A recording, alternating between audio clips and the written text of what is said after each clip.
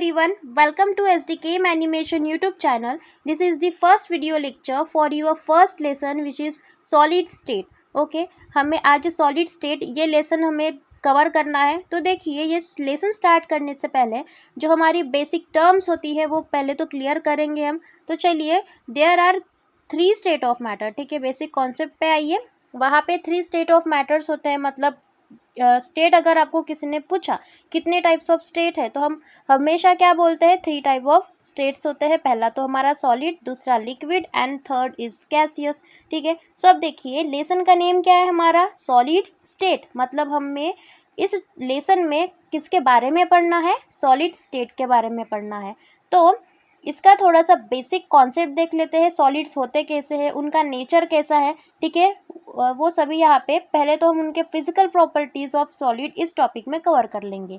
तो देखिए पहला पॉइंट हमने लिखा है, solid have definite shape, volume and mass. ठीक है, जो हमारा सॉलिड होता है उसके पास डिफाइनाइट शेप होता है, उसका वॉल्यूम जो होता है वो फिक्स होता है. ठीक है, डिफाइनाइट होता है एंड मास भी फिक्स होता है. कंसिडर कीजिए जो हमारी पेन है या फिर टेबल है. ठीक है, तो उस टेबल का अगर मैंने वेट किया, ठीक है, एंड वो वेट कंसिडर कीजिए 20 kg या फिर 50 kg इतना आ रहा है. ठीक है, फिर कुछ समय बाद में और उसको मेजर करूँगी तो उसका जो वेट है वहाँ पे चेंज होगा क्या, नहीं होगा. उसका जो मास है वहाँ पे कैसा है, वो फिक्स्ड है. वैसे ही उसका वॉल्यूम फिक्स्ड है. ठीक है, वॉल्यूम मतलब क्या, जो आपका सब्सटेंस है उसने कितनी जगह ऑक्यूपाई की है, कितनी जगह उसने कवर की है, उसे हम क्या कहते हैं, वॉल्यूम कहते हैं. एंड शेप मतलब आपने उसको रेक्टेंगल शेप दिया, ट्रायंगल शेप दिया. ठीक है, आप उसका शेप भी चेंज नहीं कर सकते, वो डिफाइनाइट होता है. क्लियर है इतना, ये हो गया आपका पहला पॉइंट. देन सेकंड पॉइंट देखिए, they are incompressible and rigid. जो हमारे सॉलिड्स होते हैं वो इनकॉम्प्रेसिबल होते हैं. इनकॉम्प्रेसिबल मतलब क्या, हम उनको कॉम्प्रेस नहीं कर सकते, दबा नहीं सकते. ठीक है, जो आपका मतलब शेप है सॉलिड का, ठीक है, जैसे आपका क्यूब होता है या फिर पेन ही कंसिडर कीजिए. जो पेन होती है, मार्कर होती है, आप उनको मतलब प्रेस करेंगे, दबाएंगे तो भी उनका शेप वहाँ पे चेंज होगा क्या, नहीं होगा, because of they are incompressible. ठीक है, सॉलिड कैसे होते हैं, इनकॉम्प्रेसिबल होते हैं एंड रिजिड भी होते हैं. क्लियर है. फिर थर्ड पॉइंट देखिए, in solid intermolecular force of attraction between atoms are very strong. ठीक है, जो सॉलिड्स होते हैं और सॉलिड्स के जो एटम्स होते हैं, ठीक है, डायग्राम के थ्रू इसको अच्छे से कवर करेंगे. डायग्राम में देखिए ये हमारा सॉलिड है और जो सॉलिड के एटम्स है मतलब ब्लू बॉल्स है यहाँ पे. ठीक है, वो ब्लू बॉल क्या इंडिकेट कर रहे हैं, आपके एटम्स को दर्शा रहे हैं वहाँ पे. ठीक है, तो जो एटम्स है आपके बिल्कुल पास पास है, उनमें कोई आपको गैप दिख रही है क्या, नहीं दिख रही है. एक मतलब वो ऐसे टाइटली हेल्ड है एक दूसरे से वो. ठीक है, तो उनमें जो इंटरमॉलिक्यूलर फोर्स ऑफ अट्रैक्शन होगा, ठीक है, मतलब उन एटम्स में जो अट्रैक्शन होगा बहुत ज़्यादा स्ट्रांग होगा. ठीक है, और स्ट्रांग होने के कारण हमारा जो सॉलिड्स होता है, जो आपका सॉलिड मटेरियल होता है, उनमें जो इंटरमॉलिक्यूलर डिस्टेंस होता है वो भी बहुत ज़्यादा कम, शॉर्ट होता है, मतलब कम होता है. ठीक है, इंटरमॉलिक्यूलर डिस्टेंस. क्लियर है इतना, यहाँ पे हमने 4 पॉइंट भी कवर कर लिया है. देन आफ्टर दैट अब चलिए मेन टॉपिक पे जाते हैं जो कि हमारा क्लासिफिकेशन ऑफ सॉलिड एंड इसी से ही हमारा लेसन का शुरुआत होता है. ठीक है, सो देखिए क्लासिफिकेशन ऑफ सॉलिड, जो हमारा सॉलिड है ये 2 टाइप में क्लासिफाइड है.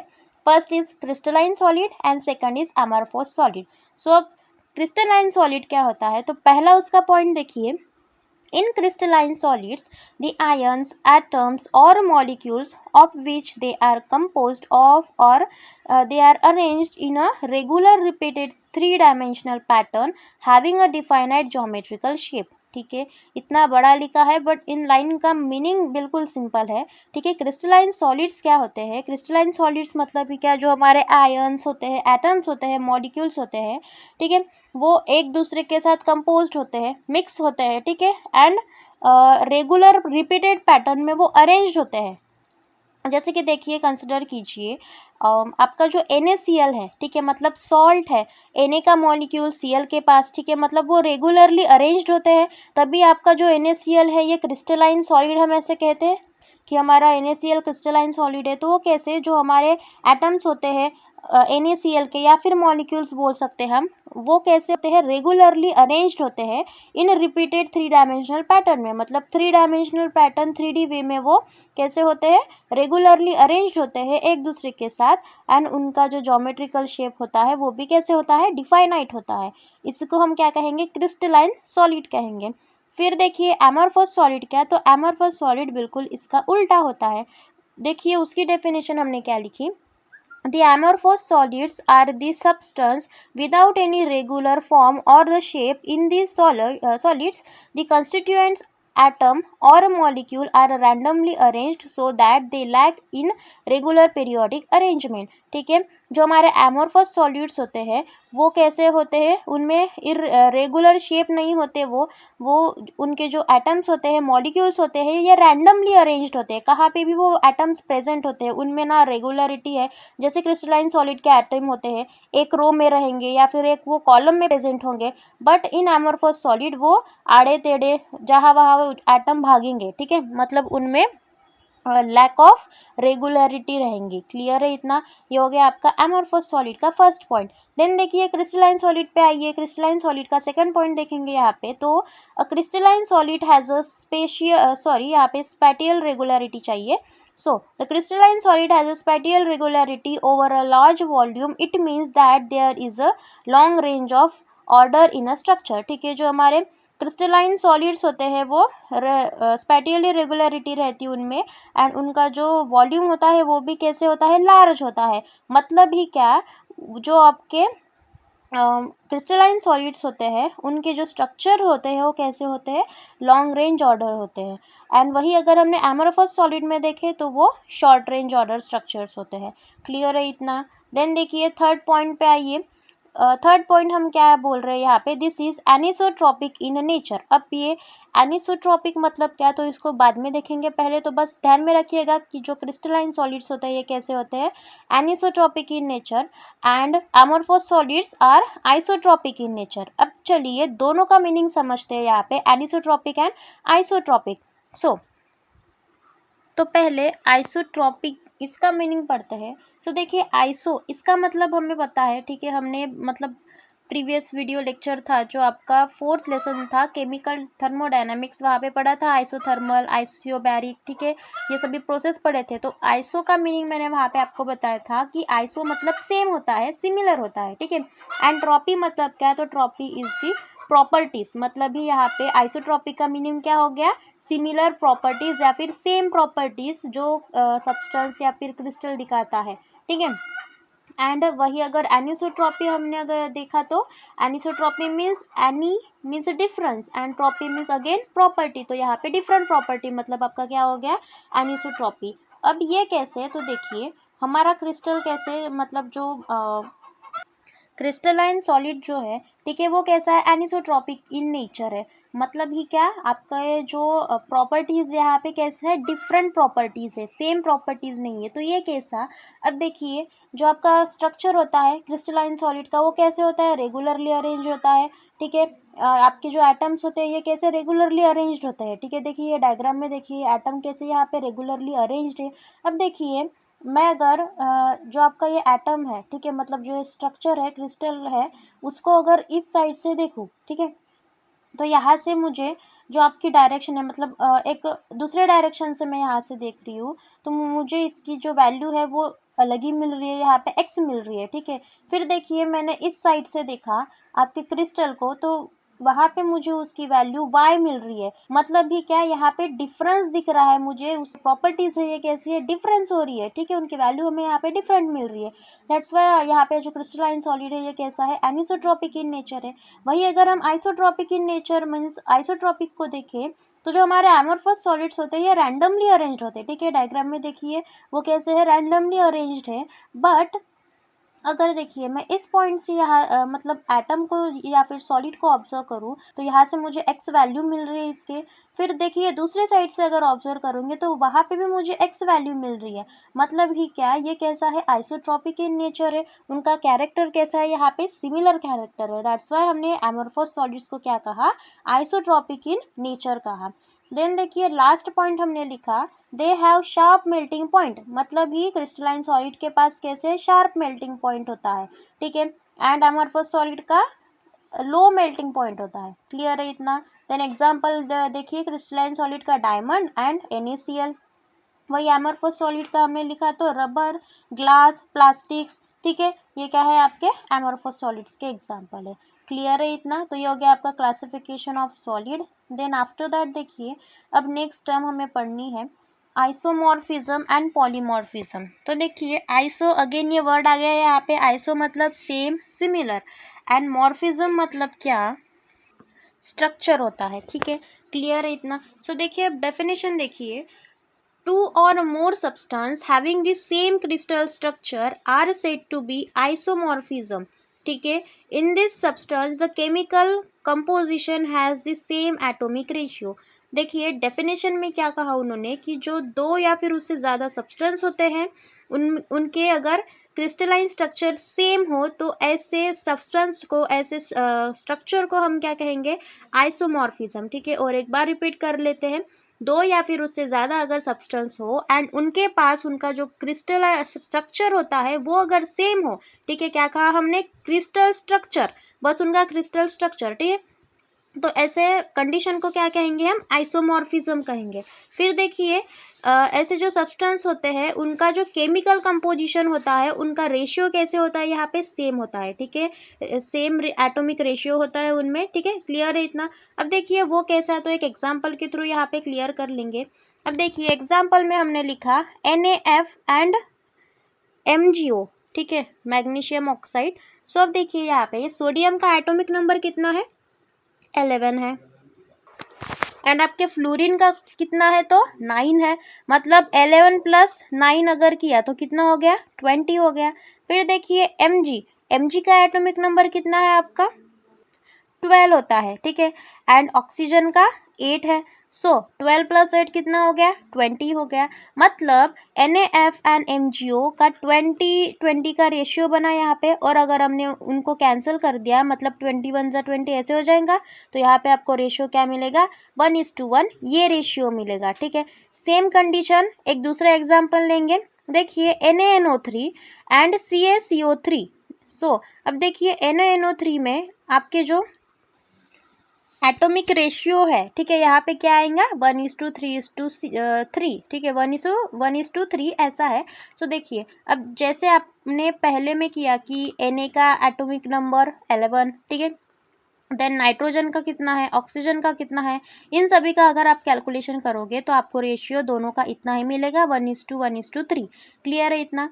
तो ये हो गया आपका आइसोमॉर्फिज्म। यहाँ पे क्या सेम होगा आपका, बस स्ट्रक्चर सेम होगा, ठीक है। जो आपके दो या फिर उससे ज़्यादा सब्सटेंस है, ठीक है, उनका अगर क्रिस्टल स्ट्रक्चर सेम रहा तभी आप क्या कहोगे कि ये कंडीशन कौन सी है, आइसोमॉर्फिज्म की है।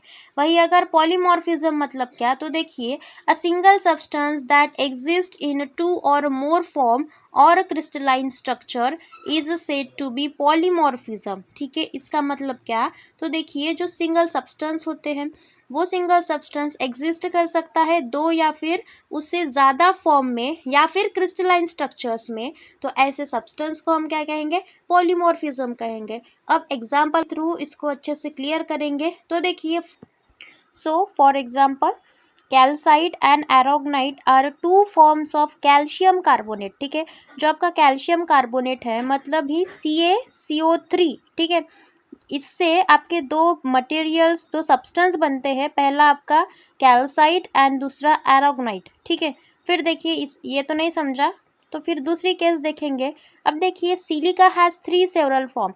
जो हमारा सिलिका होता है उसके 3 फॉर्म्स होते हैं। अब 3 फॉर्म्स कौन से, तो देखिए पहला alpha quartz, then beta quartz and third is the cristobalite, ठीक है।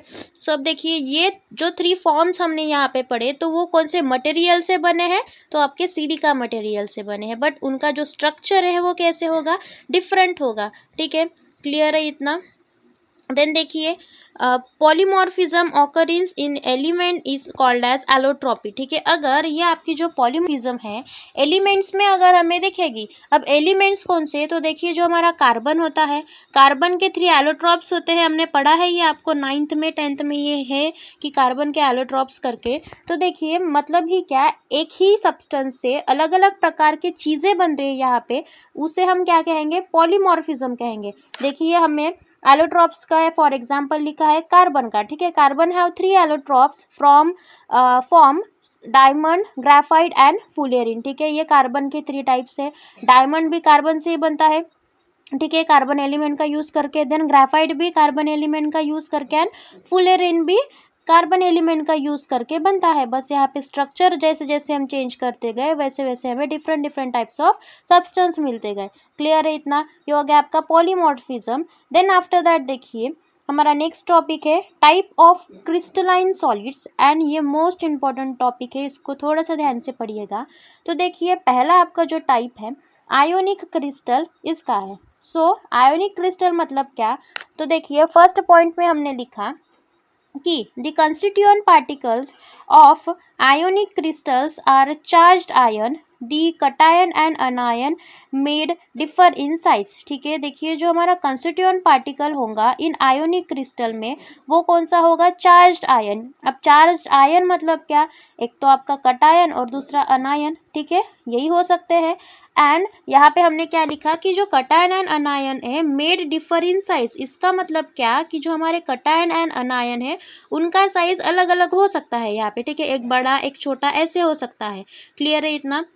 देखिए आयोनिक क्रिस्टल में आपके कंस्टिट्यूएंट पार्टिकल कौन सा होगा, आयोनिक ये होगा। ठीक है, मतलब चार्ज्ड आयन ये होगा। ठीक है, चार्ज्ड आयन कौन से, तो कटायन एंड अनायन।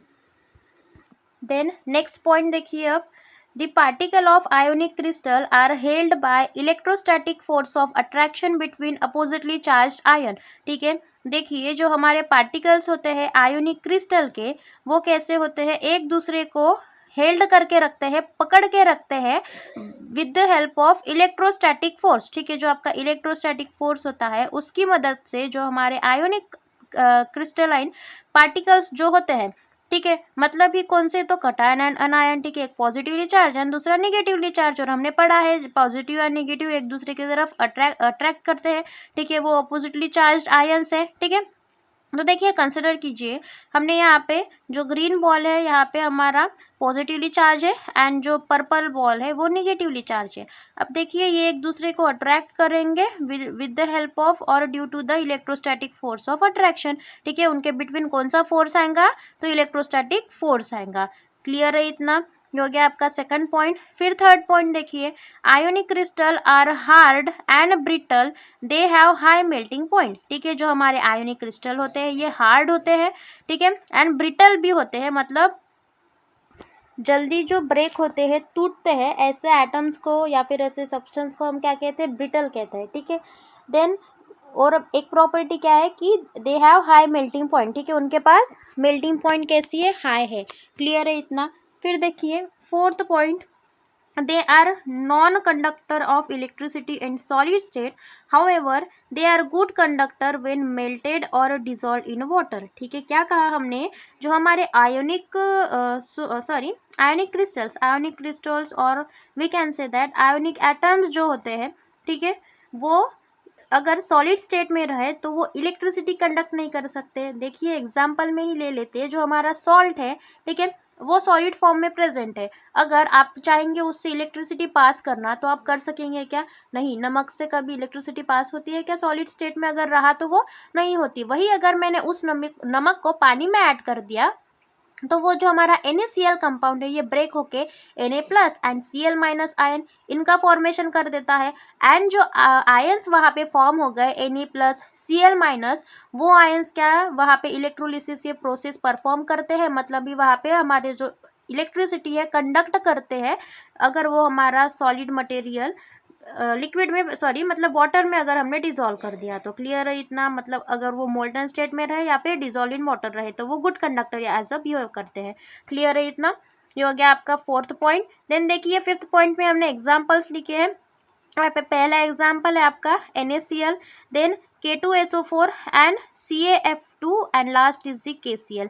ये आपके 4 एग्जाम्पल्स है। ये हो गया आपका आयोनिक क्रिस्टल। देन इसके बाद देखिए नेक्स्ट हमें क्रिस्टल पढ़ना है कोवैलेंट नेटवर्क क्रिस्टल।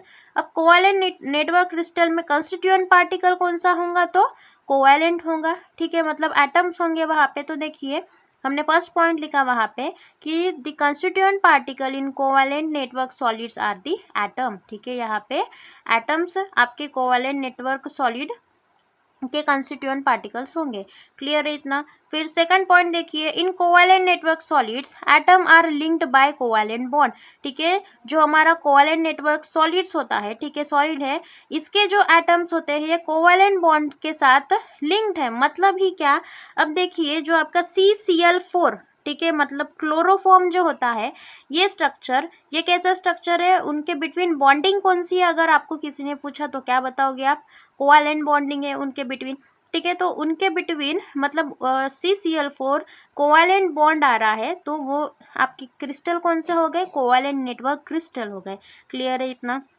वैसे ही हमारा डायमंड, ठीक है, डायमंड मतलब कार्बन, एक कार्बन दूसरे कार्बन के साथ अटैच होता है, तो वो अटैचमेंट या फिर बॉन्ड कैसा होता है, तो वो आपका बॉन्ड होता है कोवैलेंट बॉन्ड। अब ये आयोनिक बॉन्ड हमने पढ़ा, ठीक है, प्रीवियस में, का डिफरेंस आपको ढूंढ के लाना है और मुझे डिस्क्रिप्शन में इसका आंसर बताना है। क्लियर है इतना। सब देखिए थर्ड पॉइंट में आइए। थर्ड हमने क्या लिखा, covalent solid are very hard due to their rigid structure, ठीक है, जो हमारे कोवैलेंट सॉलिड्स होते हैं ये कैसे होते हैं, बहुत ज़्यादा हार्ड होते हैं। क्यों, बिकॉज उनका जो स्ट्रक्चर होता है वो रिजिड होता है, और रिजिड स्ट्रक्चर होने के कारण वो बहुत ज़्यादा हार्ड होते हैं। क्लियर है इतना। फिर fourth point, covalent network solid shows high melting point. Obviously जो हमारे कोवैलेंट नेटवर्क क्रिस्टल्स होते हैं वो हार्ड है, ठीक है, मतलब जल्दी टूटेंगे क्या, नहीं टूटेंगे, तो उनको मेल्ट करने के लिए हमें बहुत ज़्यादा मेल्टिंग पॉइंट भी लगेंगे, बहुत ज़्यादा टेम्परेचर लगेगा। दैट्स वाई आपका यहाँ पे फोर्थ पॉइंट क्या कह रहा है कि जो हाई मेल्टिंग पॉइंट रिक्वायर्ड होता है कोवैलेंट नेटवर्क सॉलिड को मेल्ट करने के लिए। क्लियर है इतना। फिर देखिए फिफ्थ पॉइंट, इन ग्राफाइट, ठीक है, अगर ग्राफाइट को अगर हम देखें, जो आपका ग्राफाइट है ये कोवैलेंट सॉलिड होता है, ठीक है, तो देखिए graphite is a good conductor of electricity. जो हमारा ग्राफाइट है ये कैसा है, गुड कंडक्टर ऑफ इलेक्ट्रिसिटी है। एंड जो डायमंड है ये क्या है, गुड कंडक्टर ऑफ हीट है। अब देखिए यहाँ पे आपको क्वेश्चन अराइज हो रहा होगा कि ग्राफाइट मतलब वो भी कार्बन से तो बनता है एंड डायमंड भी कार्बन से ही बनता है, बट जो हमारा डायमंड है वो इलेक्ट्रिसिटी क्यों नहीं मतलब कंडक्ट कर सकता है, ग्राफाइट क्यों कर सकता है, तो इसका आंसर क्या है, तो देखिए जो हमारा ग्राफाइट होता है उसके अंदर फ्री इलेक्ट्रॉन्स प्रेजेंट होते हैं, ठीक है, और वो फ्री इलेक्ट्रॉन्स इलेक्ट्रिसिटी कंडक्ट करने के लिए कैपेबल होते हैं, ठीक है, हमें फ्री इलेक्ट्रॉन ही चाहिए होते हैं ना इलेक्ट्रिसिटी कंडक्ट करने के लिए। तो दैट्स वाई जो हमारा ग्राफाइट है ये क्या करता है, थ्री मतलब अदर एटम के साथ बॉन्डिंग फॉर्म कर लेता है, एंड एक जो इसका मतलब बॉन्ड होता है वो डिलोकलाइज्ड होता है या फिर वहाँ पे फ्री इलेक्ट्रॉन प्रेजेंट होता है, and due to this free electron graphite is a capable to conduct electricity. And जो हमारा डायमंड होता है ये क्या कर लेता है, अपने पूरे के पूरे मतलब 4 हाथ होता है उसके, ठीक है, कार्बन का 4 हाथ होते हैं हमको पता है, ठीक है, तो वो पूरे के जो मतलब सॉरी कार्बन के जो पूरे 4 हैंड्स होते हैं वो दूसरे अदर एटम के साथ बॉन्डिंग फॉर्म कर लेते हैं, तो वहाँ पे कोई फ्री इलेक्ट्रॉन प्रेजेंट ही नहीं होता है, ठीक है, तो दैट्स वाई ये रीज़न है, ध्यान में रखिएगा। देन देखिए उसके बाद हमने एग्जाम्पल लिखा यहाँ पे कोवैलेंट नेटवर्क सॉलिड का, ठीक है, पहला आपका डायमंड एंड दूसरा आपका क्वार्ट्ज। क्लियर है, ये हो गया आपका सेकंड क्रिस्टल। देन देखिए थर्ड क्रिस्टल मॉलिक्यूलर क्रिस्टल है, ठीक है, अब मॉलिक्यूलर क्रिस्टल में आपका कंस्टिट्यूएंट पार्टिकल क्या होगा, ऑब्वियसली मॉलिक्यूल होगा, तो इसको थोड़ा सा ध्यान से पढ़िएगा बिकॉज ये थोड़ा सा लेंदी मतलब टॉपिक है, ठीक है। तो देखिए first point, the constituent particle of molecule solid are molecules of the same substance, ठीक है, क्या कहा हमने यहाँ पे कि जो हमारे कंस्टिट्यूएंट पार्टिकल्स होंगे मॉलिक्यूलर सॉलिड्स के वो कौन से होंगे, मॉलिक्यूल्स ही होंगे ऑफ द सेम सब्सटेंस के। क्लियर है इतना। देन देखिए second point, the bond between the molecules are covalent. ठीक है, देखिए जो हमारा कोवैलेंट नेटवर्क क्रिस्टल था वहाँ पे भी जो मॉलिक्यूल या फिर एटम के बिटवीन बॉन्ड कौन सा था, तो कोवैलेंट बॉन्ड ही था। एंड यहाँ पे भी मॉलिक्यूल्स में आपका बॉन्ड कौन सा है, मॉलिक्यूलर क्रिस्टल में कोवैलेंट बॉन्ड ही है। ये दोनों पॉइंट दोनों इसमें कॉमन है, ठीक है, कोवैलेंट एंड मॉलिक्यूलर क्रिस्टल में, तो ध्यान में रखिएगा। देन देखिए इसके बाद सेकंड पॉइंट में ही हमने यहाँ पे लिखा कि the molecules are held together by various intermolecular forces of attraction. ठीक है, जो मॉलिक्यूलर क्रिस्टल्स होते हैं उनके जो मॉलिक्यूल्स होते हैं ये अलग अलग इंटरमीडिएट फोर्स से अट्रैक्शन होते हैं। ठीक है, मतलब अट्रैक्ट होते हैं, तो वो कैसे, देयर आर 3 टाइप्स। पहला है आपका इन पोलर मॉलिक्यूल्स। ठीक है, मतलब जो पोलर मॉलिक्यूल्स होते हैं, ठीक है, उनमें वीक डाइपोल डाइपोल इंटरेक्शन होता है। ठीक है, अब देखिए हमने लाइन भी लिखी है कि in polar molecule such a solid HCl, H2O, SO2 which possess permanent dipole moment. ठीक है, मतलब वहाँ पे डाइपोल मोमेंट प्रोड्यूस्ड होता है, वो शो करते हैं कौन, आपके पोलर मॉलिक्यूल्स। देखिए इन एग्जाम्पल हमने HCl लिखा, H2O लिखा।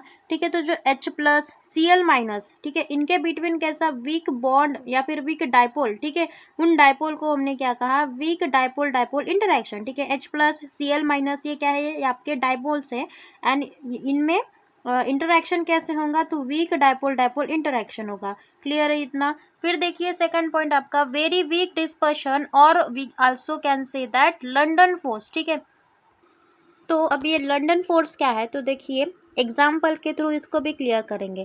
कंसिडर कीजिए आपका हाइड्रोजन एटम। ठीक है, हाइड्रोजन के पास इलेक्ट्रॉन कितने होते हैं, तो 1 होते हैं।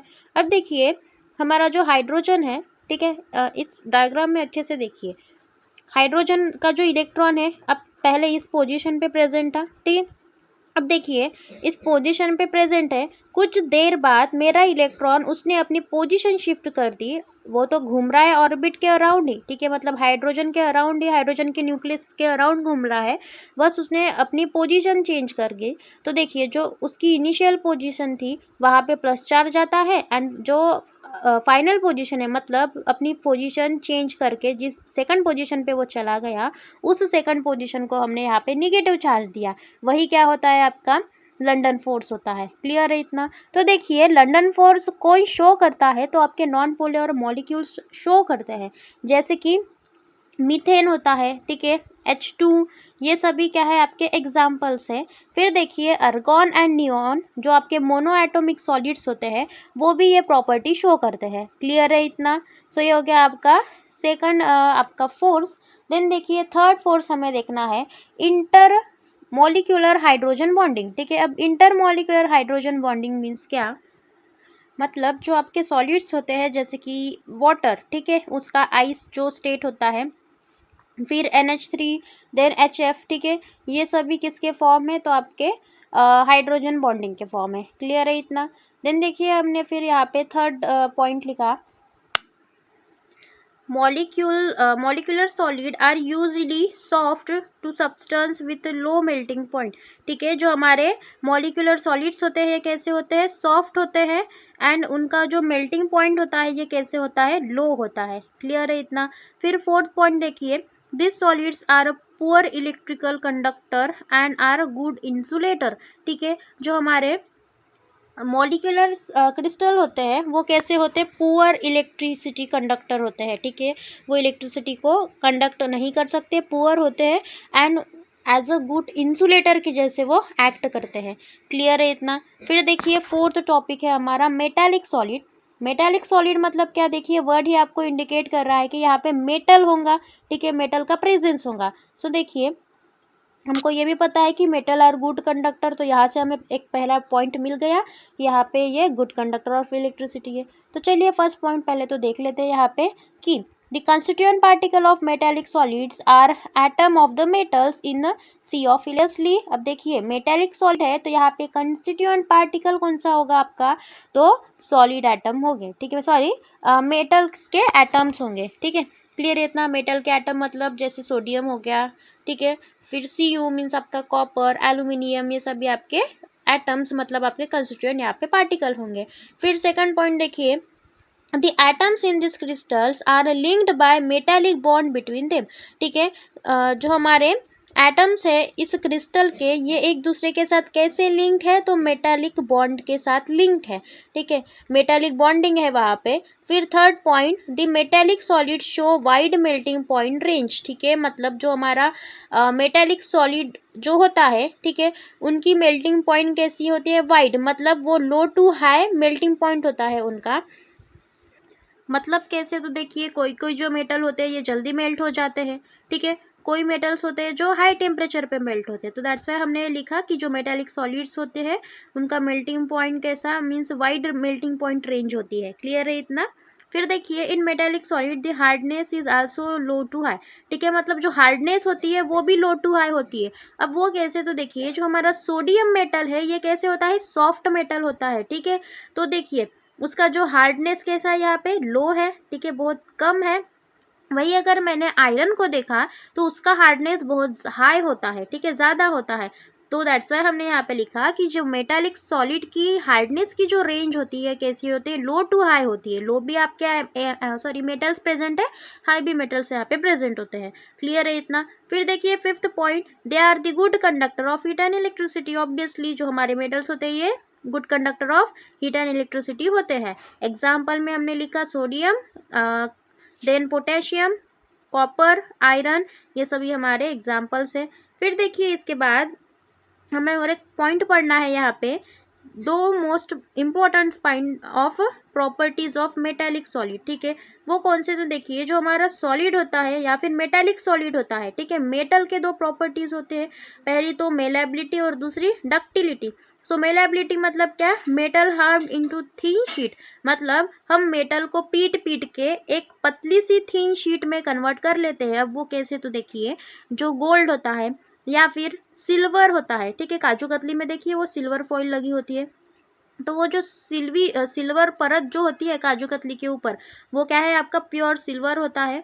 हम सिल्वर को पीट पीट के बिल्कुल थीन शीट में कन्वर्ट कर देते हैं एंड वो शीट वहाँ पे फिर काजू कतली के ऊपर लगाते हैं। ठीक है, तो उस शीट को हम जो शीट में ट्रांसफ़र हुआ आपका क्या है, वो मेटल है। क्लियर है इतना। फिर देखिए डक्टिलिटी क्या होती है, तो डक्टिलिटी मतलब metal can be drawn into thin wire.